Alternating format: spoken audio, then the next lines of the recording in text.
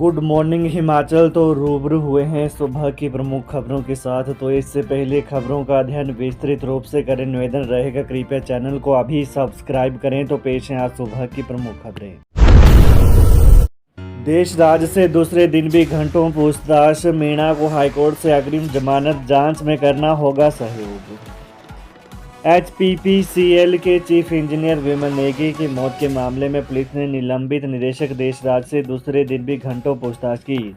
इस दौरान देशराज से विमल नेगी के साथ कामकाज को लेकर होने वाली बातचीत, उनके व्यवहार और कॉरपोरेशन के अधीन चल रहे प्रोजेक्टों में विमल की भूमिका को लेकर भी सवाल किए हैं। पुलिस की जांच में सामने आया है कि विमल नेगी लापता होने वाले दिन चंडीगढ़ से जिला बिलासपुर किसी से मिलने के लिए आने की बात कह रहे थे। अब पुलिस उन लोगों की पहचान करने की कोशिश भी कर रही है। शिमला पुलिस ने जांच में शामिल होने के लिए पावर कॉरपोरेशन के MD रहे हरिकेश मीणा को भी तलब किया था, लेकिन वो अग्रिम जमानत के लिए प्रदेश उच्च न्यायालय में चले गए हैं। इस मामले को लेकर अब पुलिस 9 अप्रैल को अपनी जांच रिपोर्ट हाईकोर्ट में सौंपेगी। पुलिस के मुताबिक इस मामले के हर पहलू की गहनता से जांच की जा रही है। आज ऊंचाई वाले क्षेत्रों में बारिश और बर्फबारी, मैदानों में गर्म हवाएं चलने का पूर्वानुमान। हिमाचल प्रदेश में तपिश बढ़ने लगी है। सोमवार को प्रदेश के 14 स्थानों में अधिकतम तापमान 30 डिग्री सेल्सियस से अधिक दर्ज हुआ।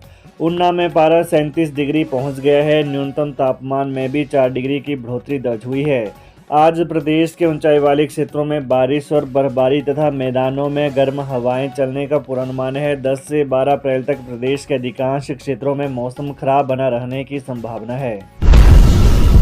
ACC फैक्ट्री से निकलने वाले प्रदूषण के दुष्प्रभावों पर शोध करेगा एम्स, इस मशीन से होगी जांच।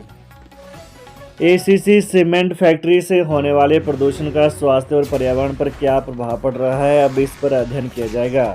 प्रदूषण के दुष्प्रभावों का अध्ययन करने के लिए प्रदेश सरकार ने अखिल भारतीय आयुर्विज्ञान संस्थान एम्स के प्रिवेंटिव मेडिसिन विभाग को विशेष शोध परियोजना सौंपी है। प्रोजेक्ट के लिए सरकार ने 33 लाख रुपए का बजट भी जारी कर दिया है। हाईकोर्ट के आदेशों के बाद BFI ने नियुक्त किया चुनाव पर्यवेक्षक, रिटर्निंग अफसर ने फिलहाल चुनाव टाला। बॉक्सिंग फेडरेशन ऑफ इंडिया यानी BFI ने कोर्ट के आदेशों के बाद चुनाव पर्यवेक्षक नियुक्त कर दिया है। BFI के अध्यक्ष अजय सिंह ने हिमाचल से लोकसभा सांसद अनुराग ठाकुर के मुक्केबाजी महासंघ के चुनाव में भाग लेने वाले एकल जज के आदेश को डबल बेंच में चुनौती दी है। वहीं पूरे देश में मुक्केबाजी महासंघ के चुनाव 28 मार्च को होने तय थे, लेकिन रिटर्निंग अफसर ने कोर्ट का हवाला देते हुए फिलहाल चुनाव को टाल दिया है। न्यायाधीश विवेक सिंह ठाकुर और न्यायाधीश रंजन शर्मा की खंडपीठ इस मामले को सुन रही है। मामले की अगली सुनवाई 24 अप्रैल को होगी। बता दें कि हिमाचल प्रदेश बॉक्सिंग फेडरेशन की ओर से 2 नामित सदस्यों के नाम BFI को भेजे गए थे। इनमें अनुराग ठाकुर के नामांकन को अस्वीकार कर दिया था। हिमाचल प्रदेश बॉक्सिंग एसोसिएशन की ओर से इसी कार्यालय आदेश को हाईकोर्ट में चुनौती दी गई है। रेल टनल का बंद करवाया काम। बिलासपुर शहर के साथ लगती ग्राम पंचायत बामटा के बदियातपुर 9 के रेलवे प्रोजेक्ट के गुस्साए प्रभावितों व विस्थापितों ने टनल का काम बंद करवाया है। बीते 1 वर्ष से ब्लास्टिंग से तबाह हो रहे घरों का मुआवजा नहीं देने के विरोध में सुरंग का काम रोक दिया गया है। विस्थापितों और प्रभावितों ने स्पष्ट कहा है कि जिला प्रशासन व रेलवे कंपनी ने जब तक उन्हें मुआवजा प्रदान नहीं किया तब काम शुरू नहीं करने दिया जाएगा। रेलवे विस्थापित एवं प्रभावितों ने दूसरे दिन सोमवार को भी टनल का काम शुरू नहीं होने दिया। 142 पुलिस अधिकारियों कर्मचारियों को DGP डिस्क अवार्ड, 5 को gold disc award. Himachal Pradesh में कानून और व्यवस्था बनाए रखने के लिए उनके उत्कृष्ट समर्पण, सेवा और योगदान के सम्मान में हिमाचल प्रदेश के पुलिस महानिदेशक ने हिमाचल प्रदेश पुलिस के 142 अधिकारियों को वर्ष 2022 के लिए प्रतिष्ठित DGP डिस्क पुरस्कार से सम्मानित किया है। इनमें DIG cyber crime Mohit Chawla, DIG Saumya सामशिवन, SP Bhagat Singh Thakur, SP Diwakar Sharma एवं SP वीरेंद्र कालिया को गोल्ड डिस्क अवार्ड से नवाजा गया है। पुलिस मुख्यालय शिमला में सोमवार यानी पिछले कल DGP डिस्क अवार्ड सेरेमनी का आयोजन किया गया।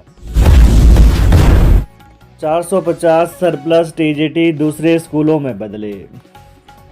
हिमाचल सरकार ने शिक्षा विभाग में नया सत्र शुरू होने के साथ ही शिक्षकों का युक्तिकरण शुरू कर दिया है। सोमवार को टीजीटी कैडर में एक साथ 450 शिक्षकों के तबादला आदेश जारी हुए। इन नए स्थान पर ज्वाइन करने के लिए भी 5 दिन का वक्त दिया गया है। निदेशक स्कूल शिक्षा की ओर से जारी किए गए आदेशों में टीजीटी आर्ट्स में 310 शिक्षक नए स्थान पर भेजे गए हैं। टीजीटी मेडिकल में 40 और टीजीटी नॉन मेडिकल में करीब 100 टीचर्स का तबादला आदेश हुआ है। इन शिक्षकों को अब नए दिए गए स्टेशन में 5 दिनों के भीतर ज्वाइन करना होगा। ये वो शिक्षक हैं जो ऐसे स्कूलों में सेवाएं दे रहे थे जहां पहले ही स्टाफ सरप्लस था। जीरो एनरोलमेंट के कारण बंद हुए स्कूलों या कम छात्र संख्या के कारण मर्ज किए गए स्कूलों की वजह से ये स्टाफ सरप्लस हो गया था। इन्हें सरप्लस पूल में ही रखा गया था। इसके बाद सरकार ऐसे स्कूलों की लिस्ट भी जारी करेगी जहां स्कूलों में और सब्जेक्ट वाइज शिक्षकों का आंकड़ा कम था और उन्हें कम संख्या के चलते बंद कर दिया गया। अब इन स्कूलों में शिक्षकों के जो पद थे उन्हें खत्म न कर कैप्ड इन एबेंस में रखा गया था। अब इन शिक्षकों को उन स्कूलों में ट्रांसफ़र किया जाएगा जहां बच्चों की संख्या के मुताबिक शिक्षकों का आंकड़ा कम है। हिमाचल प्रदेश में नए दाखिलों के आधार पर घटेगा कम छात्रों वाले स्कूलों का दर्जा, ब्यौरा तलब। हिमाचल प्रदेश में अब नए दाखिलों के आधार पर कम विद्यार्थियों वाले स्कूलों का दर्जा घटाया जाएगा। मंत्रिमंडल ने मुख्यमंत्री सुखविंदर सिंह सुक्खू और शिक्षा मंत्री रोहित ठाकुर को स्कूलों को डाउनग्रेड करने का फैसला लेने के लिए अधिकृत कर दिया है। इसी कड़ी में स्कूल निदेशालय ने जिला निदेशकों के माध्यम से स्कूलों में हुए नए दाखिलों का ब्यौरा तलब किया है। 20 बच्चों की संख्या से कम वाले हाई स्कूल और 25 से कम वाले वरिष्ठ माध्यमिक स्कूलों का दर्जा कम किया जाएगा। हाई स्कूलों को मिडिल और वरिष्ठ माध्यमिक को हाई स्कूल का दर्जा दिया जाएगा।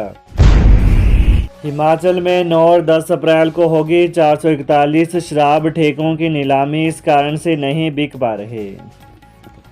हिमाचल प्रदेश में 441 शराब ठेकों की नीलामी 9 और 10 अप्रैल को होगी। अब बड़ी यूनिट की जगह एक शराब ठेके की बोली लगाई जाएगी।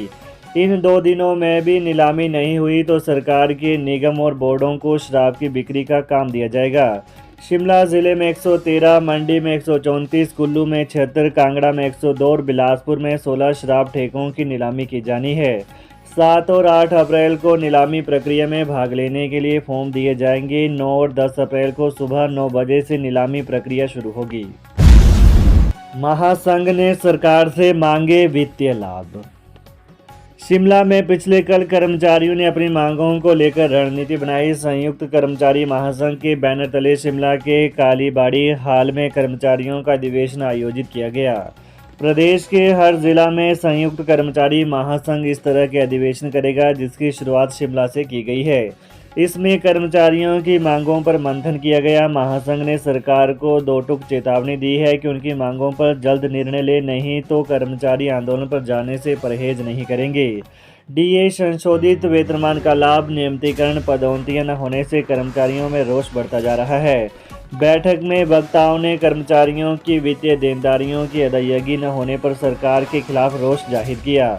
संयुक्त कर्मचारी महासंघ के अध्यक्ष वीरेंद्र चौहान ने कहा कि संशोधित वेतनमान के एरियर की अभी तक अदायगी नहीं हुई है। तो ये रहा सुबह की प्रमुख खबरों का आज का विश्लेषण। हिमाचल की ताज़ा खबरों को जानने के लिए कृपया चैनल को अभी सब्सक्राइब कर लें। धन्यवाद।